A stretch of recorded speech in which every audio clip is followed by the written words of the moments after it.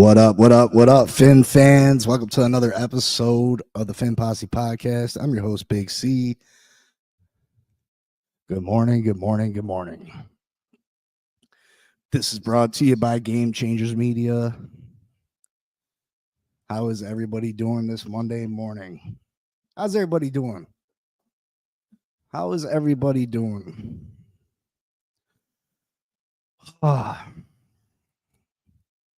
Football season's finally over. It's over for another year. Now goes the long stretch of no football. I hate this time of year. I really do. It seems like it takes forever for football to get back. But we got lots of stuff to keep us busy up until then.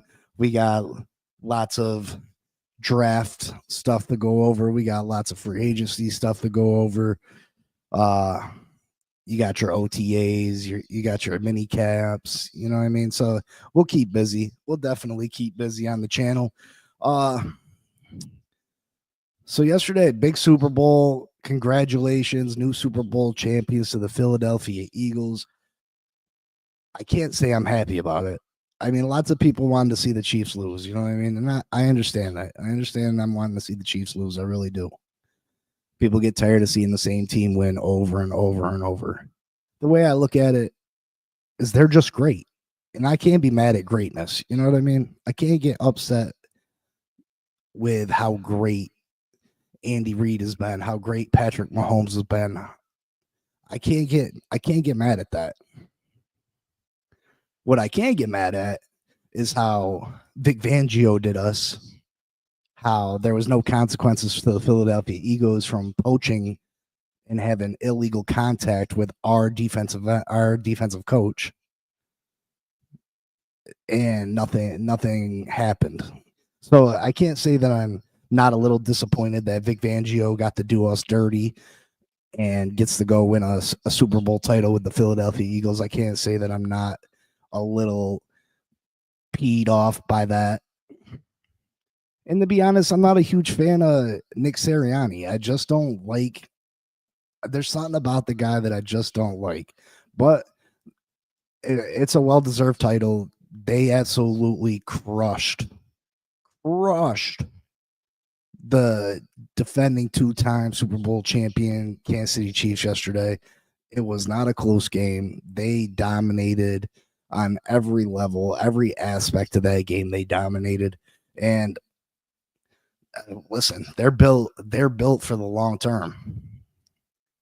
They're built for the long term. So get used to seeing these Philadelphia Eagles, because they're gonna be extremely good for the next few seasons.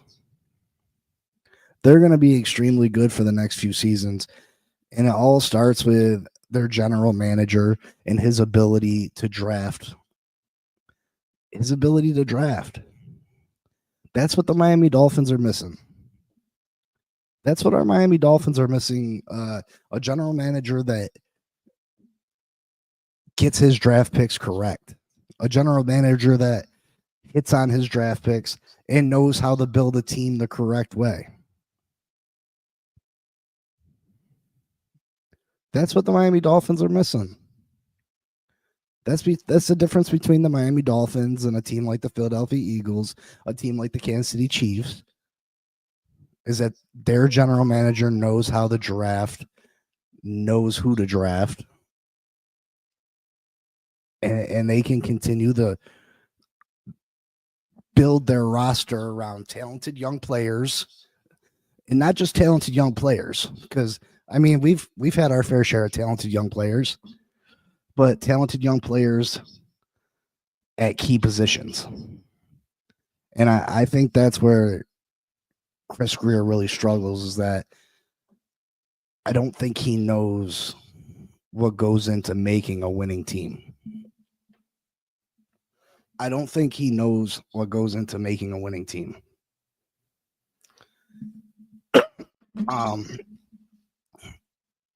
The key to this game yesterday, the reason that the Philadelphia Eagles were able to dominate the Kansas City Chiefs, it all comes down to one thing. And I've been hitting the table for the Miami Dolphins to address this area of their team for years. For years. It all comes down to the trenches on both sides of the ball.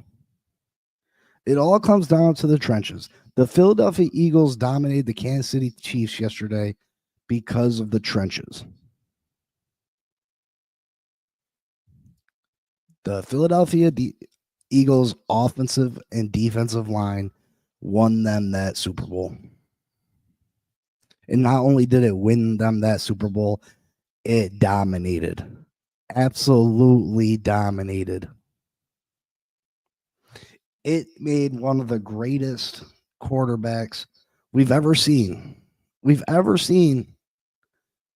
play absolutely horrible.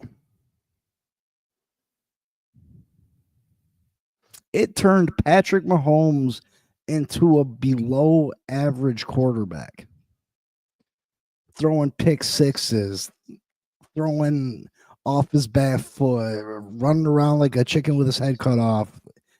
They made Patrick Mahomes into nothing more than a below average quarterback.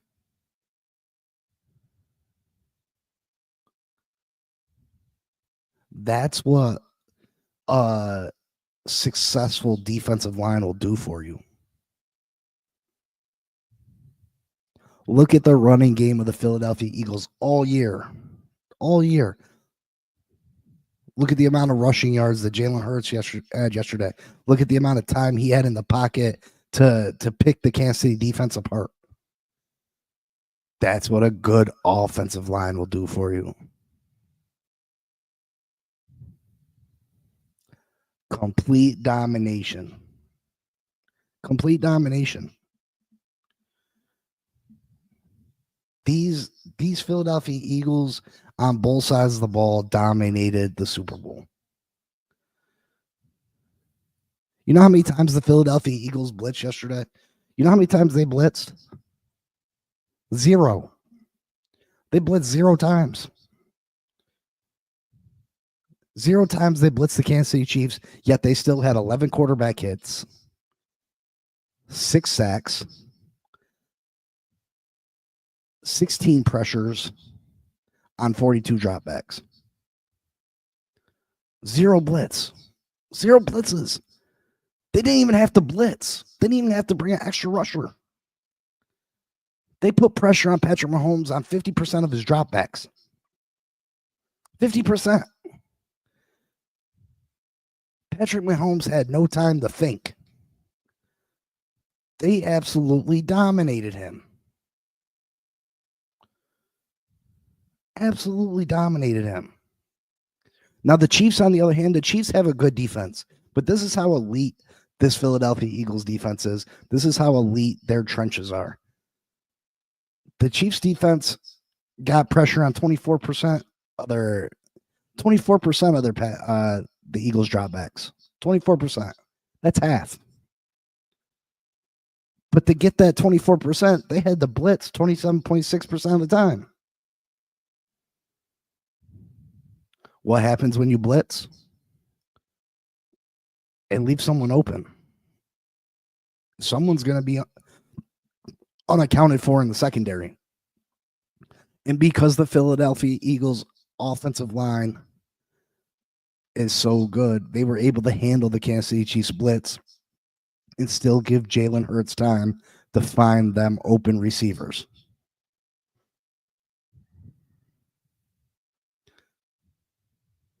That's the difference between winning and losing in this league.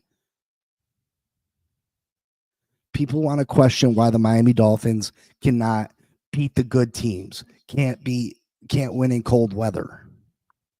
And all the blame gets put on Tua, and Tua deserves some of the blame. He does, absolutely, 100%. Tua deserves some of the blame. But the main issue here is that we're not equipped in the trenches to beat good football teams. We're not equipped in the trenches to win in cold weather. And until Chris Greer or until somebody else with a a mind for football and that knows how to build a football team like the Philadelphia Eagles, like the Kansas City Chiefs, we're never going to be able to beat them good teams. We're never going to be able to win in cold weather until we find the person that's going to put the right people in the right positions, until we learn how to build a franchise from the trenches out. It's nice to have these fancy cars, the fancy weapons, the Tyreek Hills, the Jalen Waddles, the Devon Achans, the Odell Beckhams, the Jonnu Smiths. It's nice to have those weapons. The Jalen Ramseys, the Jalen Phillips, the Chop Robinsons. But until we really get down to the gist of things, till we really understand and get someone in here that really understands how you have to build a football team to succeed and build in the trenches, you start in the trenches, we're going to continue the struggle. We're not going to win anything of any significance until we start to do that. There's a blueprint. Folks. We just got to follow it. We got to have someone that has common sense to follow the blueprint. This isn't something new.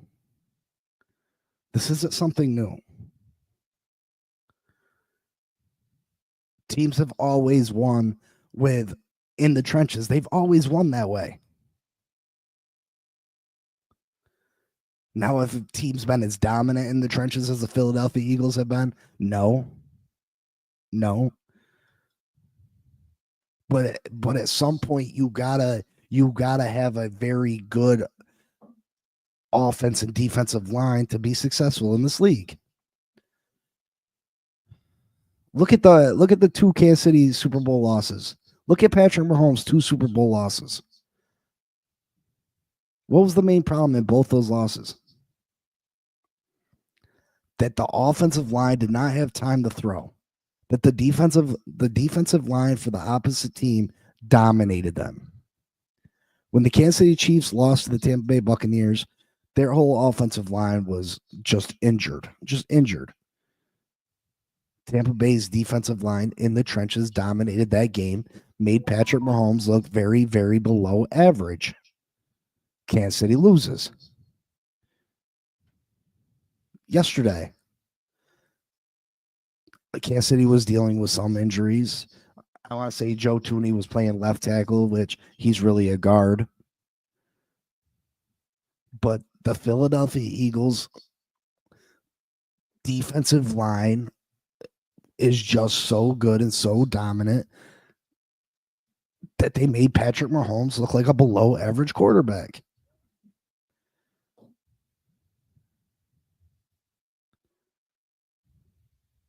The Miami Dolphins need to address the offensive line and defensive line this offseason. That's priority 1, 2, 3, 4, priority 5. Like, we can fix this thing. We can fix this thing pretty quickly. But Chris Greer's got to draft correctly, and he's got to make the right choices in free agency this year. We don't need the home run.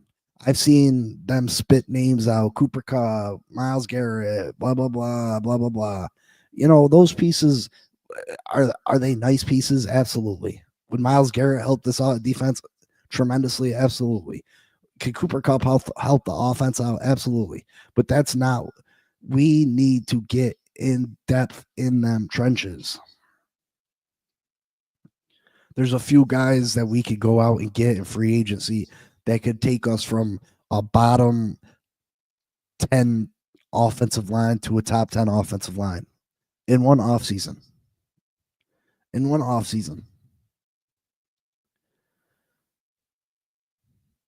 And if you're telling me that this offensive line turning it from a bottom 10 offensive line to a top 10 offensive line will have no effect on how good this team is, how much potential this team will have.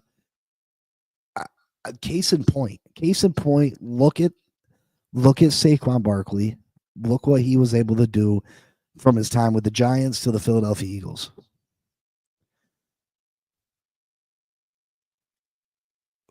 Saquon Barkley with no offensive line with the Giants. They tried to trade Saquon for a fourth, fifth, sixth round pick and had no takers. Nobody was willing to trade for him. A year later, Saquon with a good offensive line, a dominant offensive line, could have been MVP. What up, Miss Fins? What up? How you doing today? Good morning. Good morning. Good morning. What'd you think about this Super Bowl?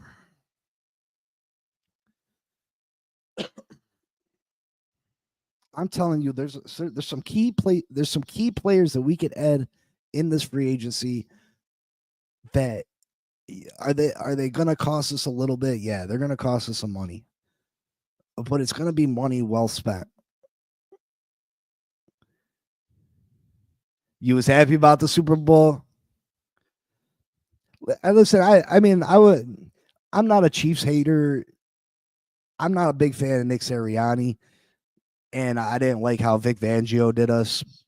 So I was kind of not rooting for the Eagles, but I mean, they deserved it. They absolutely deserved it. They absolutely dominated. They showed what it looks like when you build a team the correct way. That's how you got to build a team, from the trenches out. That's what I'm discussing right now. You got to build in them trenches. The trenches are so important. Yeah, I mean, we absolutely. I mean, we could have had Hurt, Smith, and Fangio. You're absolutely right. We absolutely could have had those pieces.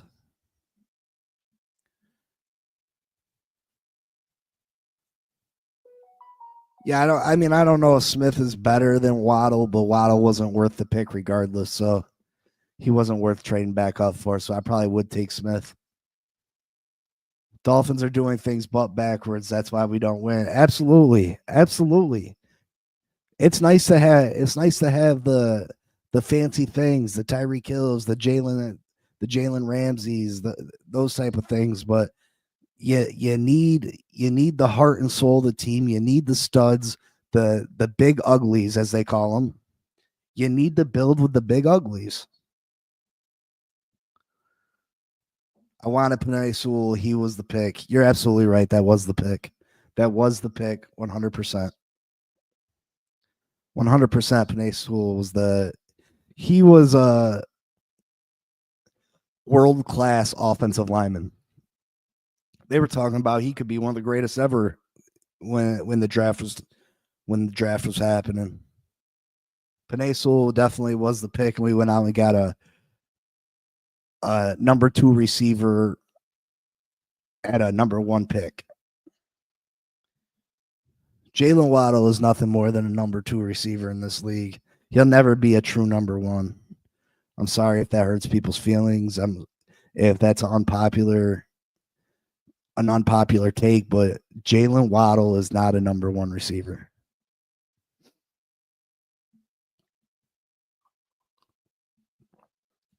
Yeah, he was a number. He had 1,000 yards his first couple years without Tyreek. But they had nobody else to throw the ball to. That's why he had 1,000 yards. But he is not a Justin Jefferson. He's not a CeeDee Lamb. He's not a Jamar Chase. He's not those guys. He's not in that league. He's not that caliber receiver. And we went out and drafted him instead of one of the top offensive linemen in all of football, Penei Sewell. When offensive line was an area in need. You know, you can find receivers in free agency. You can find receivers in free agency. And a 5th round backup quarterback is 5th overall. And I'm being nice because I want to say practice squad at this point. Stop it, Miss Finn. Stop. We've had 5th round quarterbacks. We've had practice squad quarterbacks. We had them in when Tua was out. But I get where you're coming from. But yeah, you can get that's why I wasn't happy with the Chop Robinson pick last year.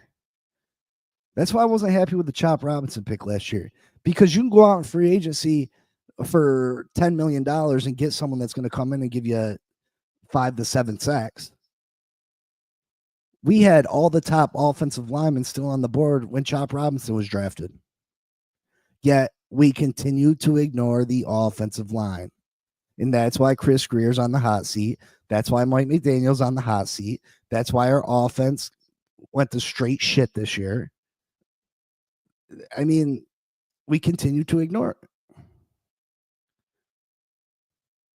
Absolutely. All the top, and Miss Finns knows,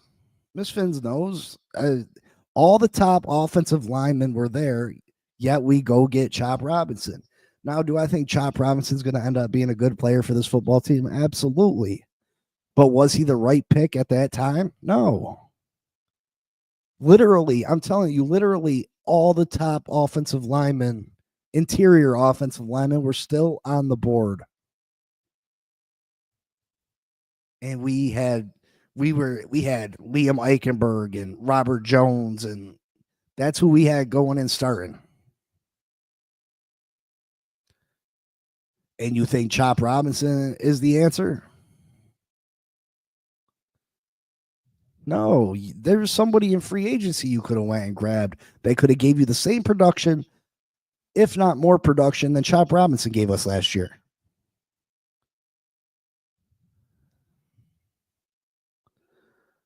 There was free agents out there that could have gave us the same production, if not more production, than Chop Robinson. And then we'd have one less hole to fill this offseason. Yeah, remember we moved up to get, Miss Finn says we moved up to get Liam too. Absolutely. We moved up to get Liam Eichenberg. How about that? Great pick by Greer. Absolutely. And guess who was still on the board? Guess who we wouldn't have had to move up for? Creed Humphreys. Creed Humphreys was still on the board then. Creed Humphreys was still on the board. And we trade up for Liam Eichenberg. Absolute disaster. Listen, this is going to be unpopular with some people too. I know it's unpopular with Miss Finns. If Tua can stay healthy and we address this offensive line this off season, we are capable of winning games. We are capable of winning games. All I can look forward to is what's going on right now. If it all falls apart, Tua's injured, and we start the rebuild. Does this team need to be rebuilt? Absolutely. From top to bottom, this team needs to be rebuilt to be a consistent contender. Don't get me wrong. I absolutely believe that we need to rebuild this team. I'm just going by what the moves and what's going to happen this year. And Chris Greer, Mike McDaniel they're gonna mortgage our future to try to put a winner on the field this year. So that's what I base my opinion on what we should do. I mean, truly what we should do is tear the whole thing down. 100%. If you want to have a team like the Philadelphia Eagles that's going to compete year after year after year after year after year, a team like the Kansas City Chiefs that was going for their third Super Bowl, had been to the AFC Championship game 7 years in a row, you got to tear it down and rebuild from top to bottom. But what we're talking about right now is what the Miami Dolphins, Chris Greer, Mike McDaniel can do to put a winner on the field this year, because that's what they're trying to do, because their jobs are in jeopardy. I just don't trust this front office anymore. We need a true leader in the front office to make decisions, not this kumbaya committee crap we've all these years. Ross, give the team to your daughter already, please. Yeah, I mean, see what's up with Howie Rossman's the guy that's under Howie Rossman. Go to the Chiefs and see what's up with assistant GM. You know what I mean? Go to the Baltimore Ravens and see what's up with their assistant GM. Teams that know how to build, teams that bring in people that have been around people that have done this and have learned under great leaders. People that have learned under people that know what they're doing. That's who we need to bring in. That's who we need to bring in. Well, you're absolutely right. I mean, they need to go. We're only delaying the inevitable. We're only delaying it. But what I got to concentrate on what this front office, with this coach, with this quarterback, what can make them successful this year. So it's not that me and Miss Finns disagree on what should happen ultimately. It's about, I think that Tua can win if everything is correct around him. I think an offensive line is going to make a huge difference for Tua Tagovailoa. Does it turn them into Super Bowl champions? I'm not going to go that far. Does it turn them into a team that can win a playoff game? Yes. If we address the trenches and turn our offensive line into a top 10 offensive line, a top 12, a top 13 offensive line, we can absolutely win a playoff game. If Tua stays healthy. That's the big question mark, if Tua can stay healthy. So some of the top offensive linemen, I feel like you draft an offensive lineman or a top safety first round. And you're gonna have to bring in one. I would like to see us bring in two guards in free agency. I'd like to see us bring in 2 guards free agency. The big names that I'm looking at, I mean, I don't think you go after the Kansas City Chiefs left guard. He's going to want $20 million a year. That's just too rich for our blood. It's too rich for our blood. You can't bring in Trey Smith. We can't pay him $20 million a year. We can get 2 players. Maybe they're not as good as Trey Smith or as young as Trey Smith, but we can get 2 serviceable players to fix this offensive line until we can get young guys ready to go. So we can get young, talented players ready to go. So the win this year, stop it, man. Look at the stats. Every time Tua gets time in the pocket with great protection, he holds the ball sacked or injured or turnover every single time. The offensive line is more about the running game, to be honest. Stop making Tua throw the ball so much. The offensive line, if that gets better, and that makes the running game that much better.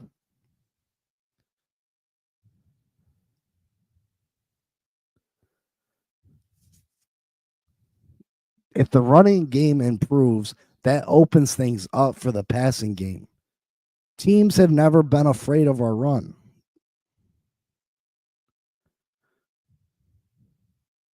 Teams have never been afraid of our run. I mean, again, we can agree to disagree. You think Tua can't do anything right? I mean, I don't agree. You know what I mean? Like, I've seen quarterbacks not be able to do anything right. I've seen it here. You've seen it here.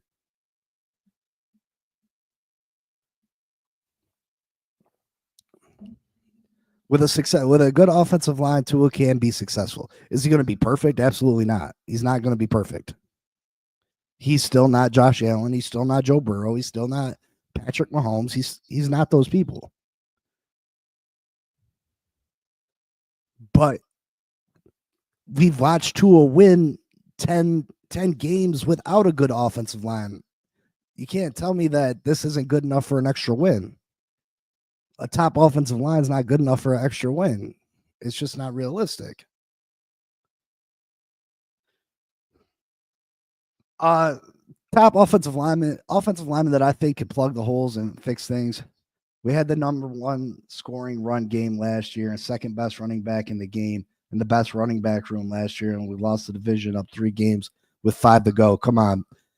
How many injuries we had, Miss Finch? How many injuries we had to that team?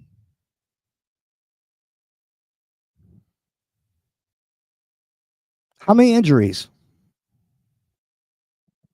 When we had that meltdown, how many injuries do we have to that team?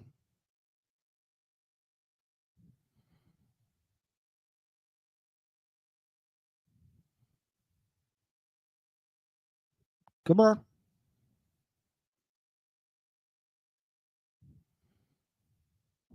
Not to the extent that we had.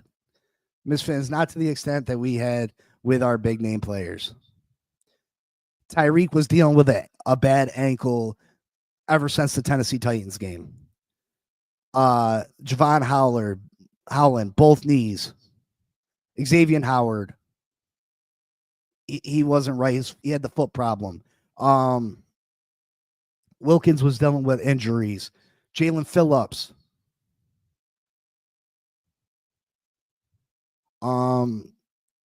The whole offensive line.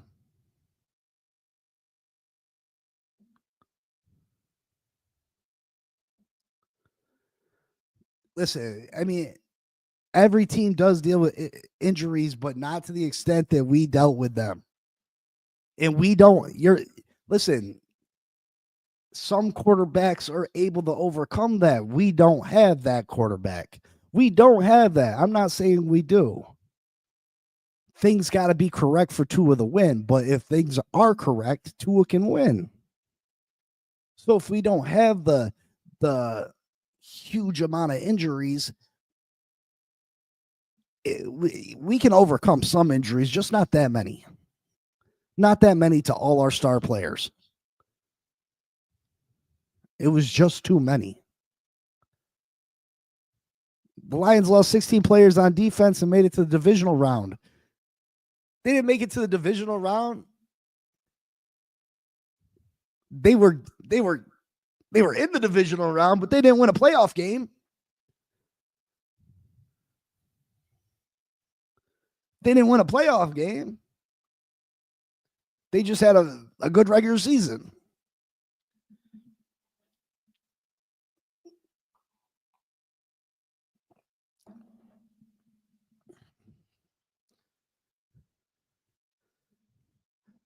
I'm sorry.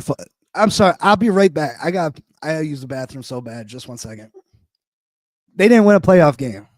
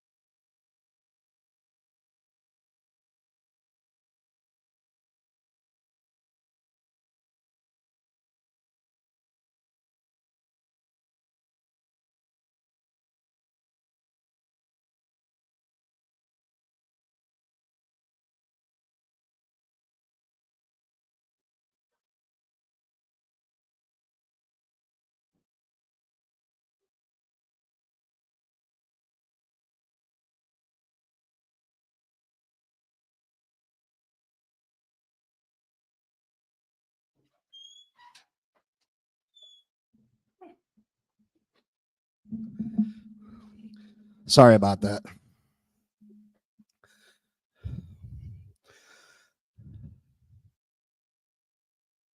We got the worst record in 6 years, bro. This year, I'm not trying to sound down and out for the team. I just want to bring perspective that running it back like the front offense mentioned doesn't seem to work for us. Listen, I'm not saying it's the right way to go about things. I'm not. I think we should do what you think we should do. I've just got to go by what this team is going to do. Like I can't concentrate on the things that they should do because they don't do the things they should do. And hopefully the next front office that we get in here does the things that they should do. I can only concentrate and worry about what they're trying to do. And that's what I decide to focus on.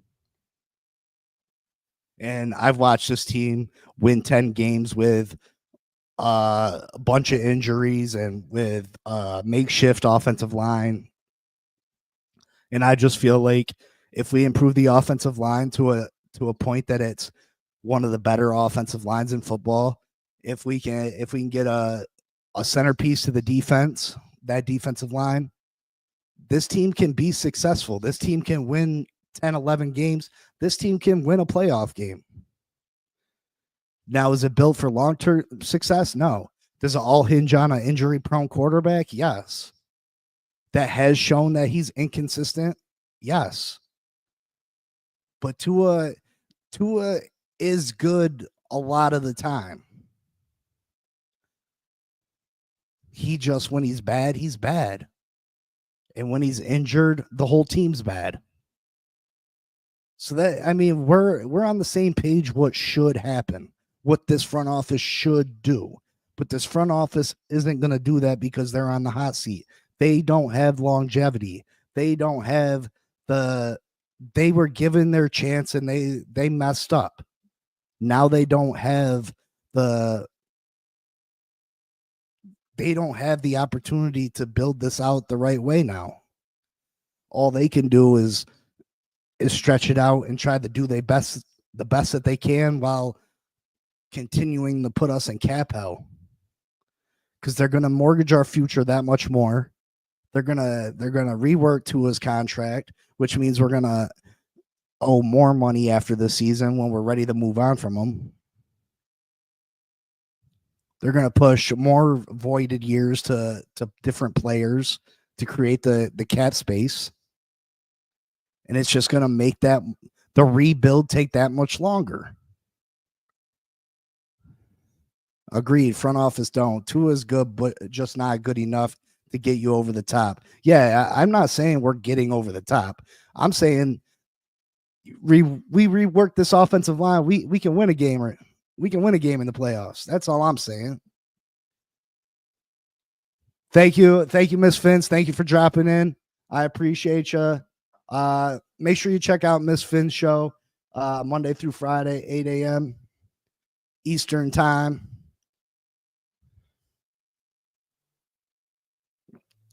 Listen, we can agree to disagree on different topics. You know what I mean?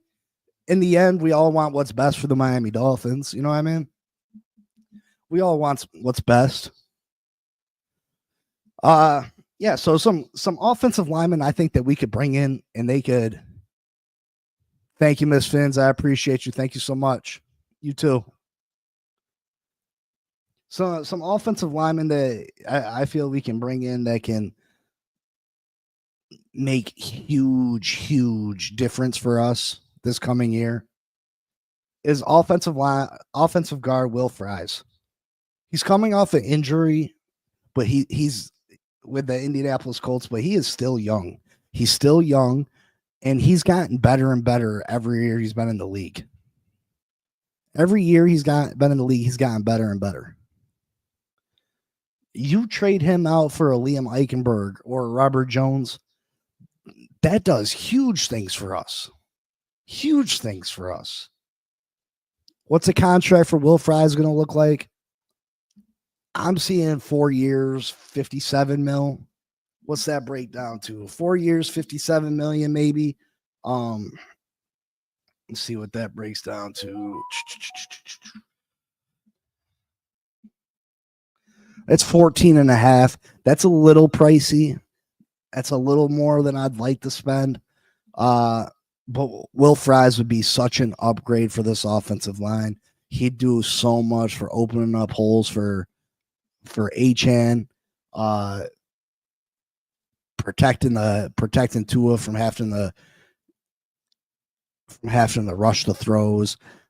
a lot of our throws are timing throws that are immediate because the offensive line is so bad and they can't protect longer than them three step back drops and hit the receiver on timing routes. Anything more than that, the defensive line's in there eating without a blitz. Without a blitz. Because Eichenberg and Robert Jones are that bad. So Will Fries is a little bit more money than I'd like to spend on one position, but I think he'd be a great addition. Someone else I think we could bring in is newly Super Bowl champion Mekhi Becton. Mekhi Becton was drafted by the New York Jets as a tackle. He wasn't very good with them. He signs with the Philadelphia Eagles this past year. They move him to guard. He has a great year for them. A great year. Mekhi Becton is a beast of a man. He'll move people out the way. He'll open up holes. Listen, if you give Devon Achane holes to run through, this guy will go and he'll take a lot of he has the ability to take every run to the house. If you can open up holes for this young man, he can be very dangerous. He could have a great year. I'm talking about with a good offensive line, I can see him having 1,400 yards rushing. I really can. He's just so explosive. Mekhi Becton, he can move people out the way. He's huge.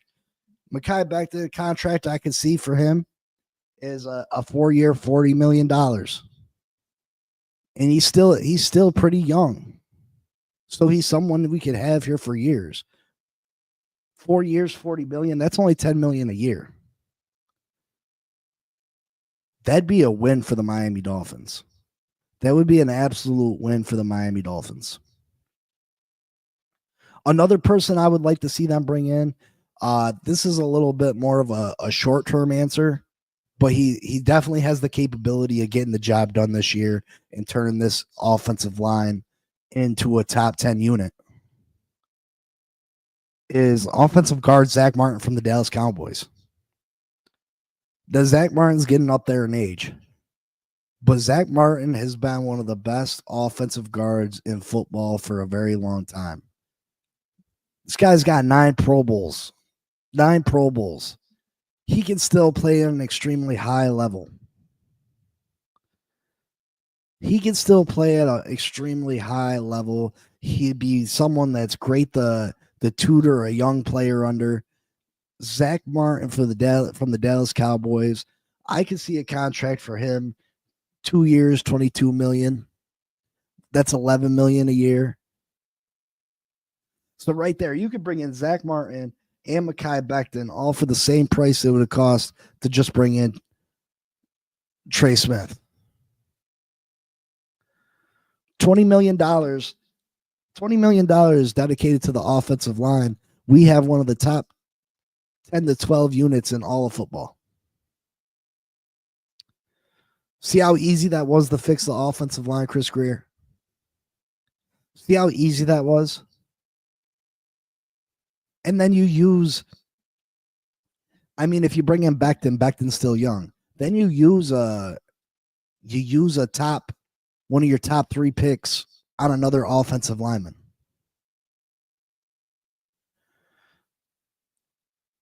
Use a second round, a third rounder on an offensive lineman, because there'll still be some really good ones out there, and we'll go over that when we do some mock drafts.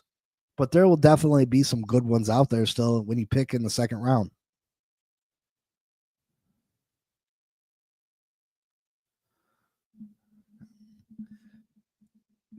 So what do you do if we fix the offensive line? Another offensive lineman I'd like to see is Indianapolis Colts, Ryan Kelly. Ryan Kelly's getting up there in age too, but like I said, these older guys still have some gas in the tank, can still be very good players for us. I can see Ryan Kelly's contract, 2 years, $19 million. But again, he's not a long-term solution. He's more of a you get someone in to learn behind him. He'll do a great job for you this year, but you can't count on him in the future. So, I mean, if you got Will Fries and Mekhi Becton, both them, I mean, that'd probably be about 25 million that you would have to dedicate to them, but they would take care of your offensive guard positions for the next 4 or 5 years. And then you don't really got to worry about the offensive line. Or you can go Mekhi Becton, Zach Martin for 20 million, and Mekhi Becton will take care of one guard position for 5 years, and Zach Martin maybe a year or two. But that 5 million, 5 million might not seem like that big a deal, but 5 million, that can bring in another, 5 million can get you another starter at some positions. 5 million can get you another starter at some positions. It could bring you in a big body running back to help out, a big body receiver to help out. Maybe not a receiver. Receivers are a little bit more expensive, but you could definitely get a big body running back to come in and help on them short yardage situations. Yeah, if we can get two of these offensive guards in free agency, we will be in so much better shape. And then maybe when the draft comes around, you take a defensive tackle to address the other side of the ball. If we get someone inside,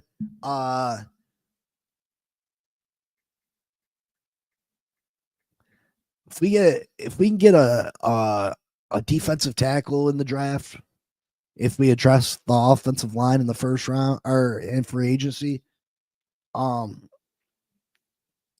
listen, we could this team could be really set up to make a playoff run next year. We could be set up to make a really good playoff run next year.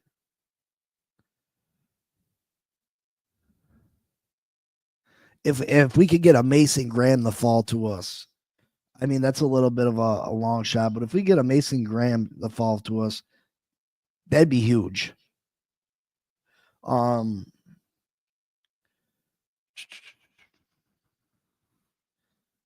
Maybe trade back a little bit and a Kenneth Grant. Kenneth Grant is a big boy out of Michigan, 6'3", 339. Probably the second best defensive tackle in all of football. We could trade back to maybe the late teens, early 20s and grab him. Maybe pick up an extra second or third round pick. But there is a path for this Miami Dolphins football team to be successful in this coming year. The Miami Dolphins need to take a page from the Philadelphia Eagles and from the Kansas City Chiefs and learn how to build a team correctly. That's what it comes down to, folks. That's what it comes down to. We got to build through the draft. We got to build from the outside, from the inside out. Trenches, trenches, trenches. That's the difference between successful franchises and unsuccessful franchises. And then, of course, you got to hit on the quarterback.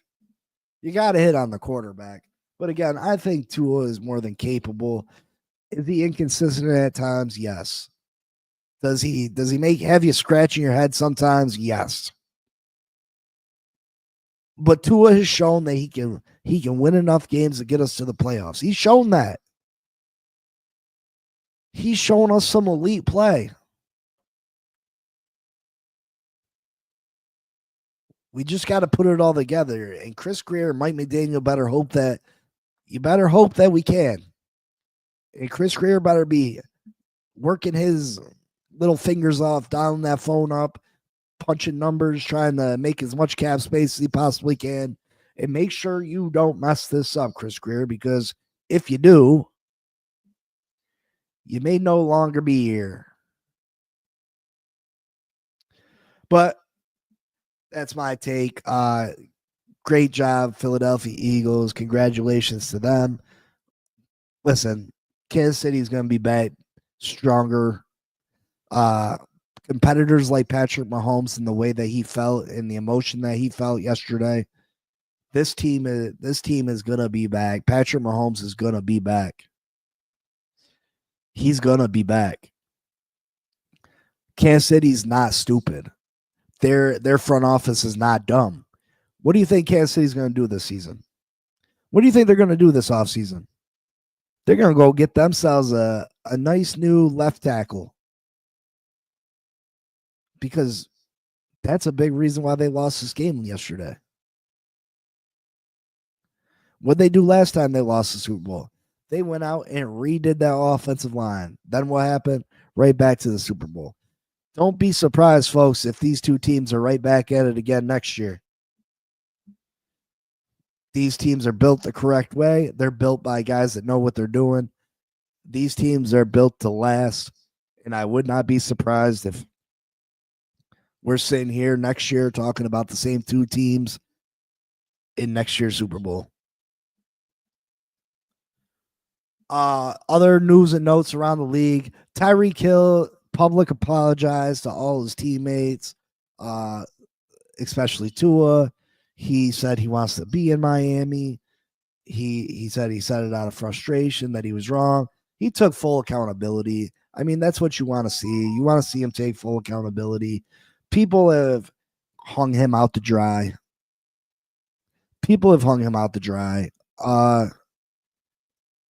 I don't quite feel the same way as everybody else. Did he quit on the team in a game that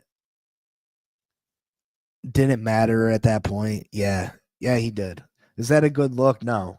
Am I happy that he went off and said the things that he said? No. I expect more from him than that. He's a paid employee of the Miami Dolphins. The Miami Dolphins have been good to him. I don't expect him to act like that. But Tyreek Hill has given his all to this football team. He has busted his hump for this football team. He has brought me a load of enjoyment his couple years here in Miami. He is one of our best players. He is our best player. Let's get it. He's our best player. For the people that want to trade Tyreek Hill, we still have to pay the majority of his contract. We're not going to get anything in return, anything of any real value. And you want to trade him because you're upset about something that he did or said? Come on, stop it. We're supposed to be forgiving. What happened to being a forgiving person? People, have some forgiveness in your heart. The guy was questioned at a moment where he was at his lowest.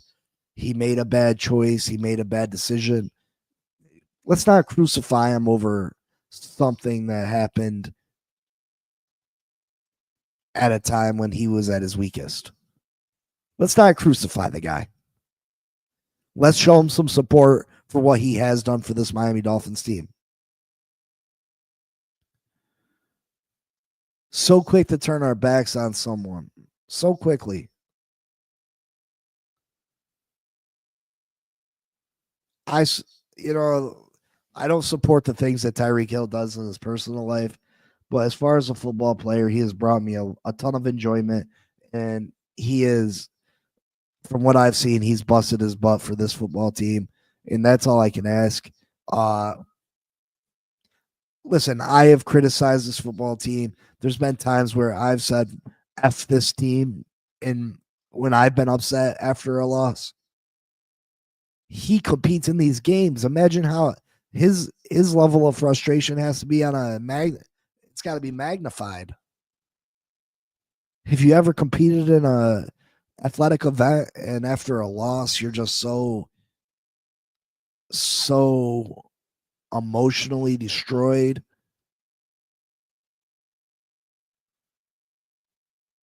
I mean, what he said and what he did was wrong. But again, It was at his worst moment, and I'm not going to hold that against him. I want Tyreek Hill here as a Miami Dolphin because he makes the Miami Dolphins a better team. Other news is it looks like Teron Armstead's going to be back to play. Is it going to be with the Miami Dolphins? I don't know. Would I like to have Teron Armstead back on the offensive line? I mean, with the two offensive guards that we had, man, we could have a really good team if he could stay healthy. That's a big question mark. But it definitely can't be at the current price value. There's no way we can pay Teron $20 million a year. So unless he's willing to take a huge pay cut, I don't know what the answer there is. I guess we'll have to wait and see.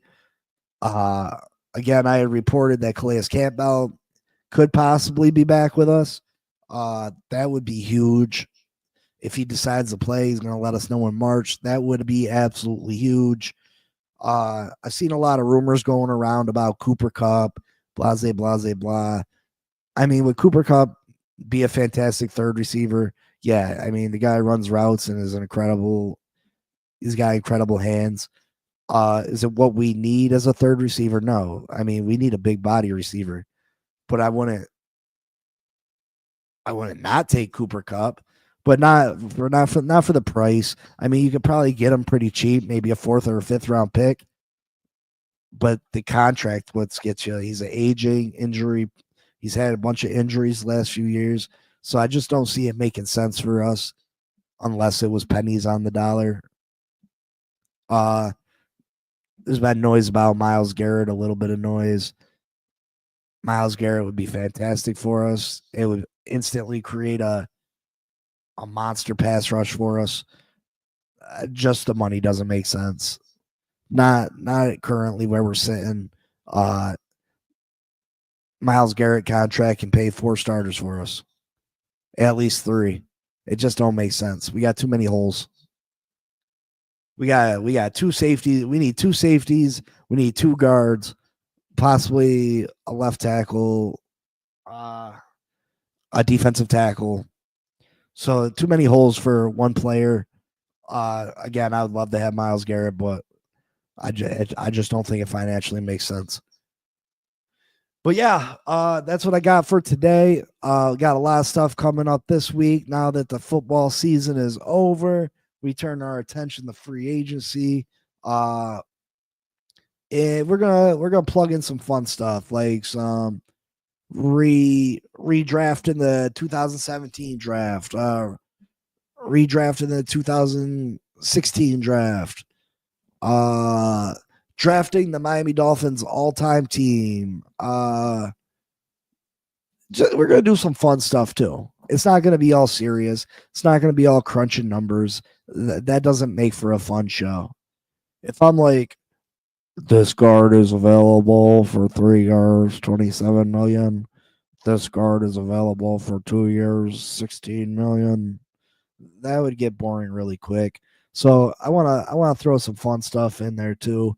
But yeah. That's the season, folks. The Philadelphia Eagles are Super Bowl champions. Hopefully, Fin fans, our time is not too far into the future. Hopefully it happens at some point. 30 plus years as a Dolphin fan, I've yet to see it. Hopefully it happens.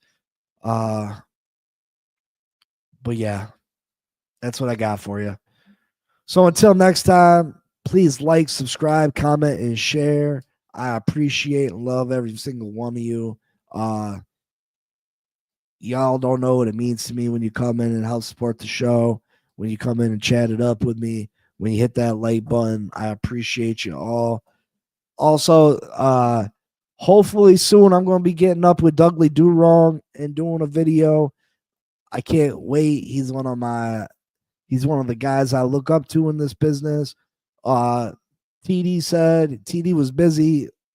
He was doing the Super Bowl run. Congratulations to him and his team over at AFC East Roundtable Sports. Congratulations on the amazing experience that they had and the amazing coverage that they gave. Congratulations to them. We should be getting on the AFC East Roundtable Miami Dolphins edition here soon. I'll be trying to get my boy CB83 to do something. He's always busy. I don't think he likes me no more. Yeah, he always busy though. Hopefully, plan on doing some more work with Shake Money here in the near future. I reached out to Omar Kelly. Hopefully, I can get something popping with him. Been in contact with offensive line legend, Hall of Fame, great all-time Miami Dolphins great Richmond Webb. Hopefully, me and him can get something going, and he can come on the show. That'd be a real treat. Yeah, I'm continuing to reach out to people. Hopefully, we can get some guests in here. I've been in contact with OJ McDuffie, Miami Dolphins wide receiver, former Miami Dolphins wide receiver, all-time Dolphin great. I'm going to keep trying to get as many people as I can up in here. It's a weird feeling to sit here and talk to some of your idols, some of the people you looked up to growing up. It's almost like there weren't real people. You know what I mean? I'm sitting here messaging back and forth with Richmond Webb. You know what I mean? It's a crazy feeling. So very grateful. But yeah. So thanks a lot, guys. I'll see you. You know what it is. Fins all the way up, always, forever. I'll see you tomorrow, 10 a.m. Eastern, Monday through Friday. Fin Posse Podcast. Peace. Check out the Blitz tonight, 8 p.m. Peace.